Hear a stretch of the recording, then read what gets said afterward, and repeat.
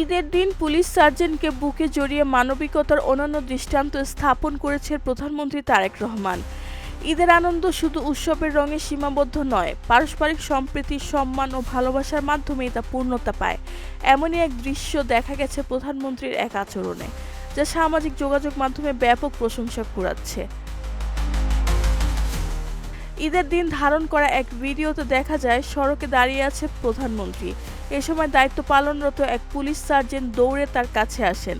Sergeant প্রথমে salute ও করমর্দনের জন্য এগিয়ে গেলে প্রধানমন্ত্রী হাসি মুখে কাছে টেনে নেন এবং বুকে জড়িয়ে ধরে ঈদের শুভেচ্ছা বিনিময় করেন।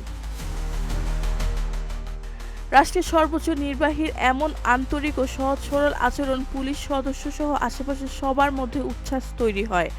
মুহূর্তটি দ্রুত সামাজিক যোগাযোগ মাধ্যমে ছড়িয়ে পড়ে এবং ব্যাপক ইতিবাচক প্রতিক্রিয়ার সৃষ্টি করে।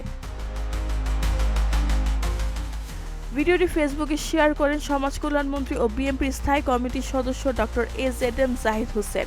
ক্যাপশনে তিনি লেখেন, এই দৃশ্য ঈদের আনন্দ আরও কয়েক গুণ বাড়িয়ে দিল, যেমন রাষ্ট্র চাই ঠিক সেই পথে। রেহানা বেগম, প্রজন্ম 24।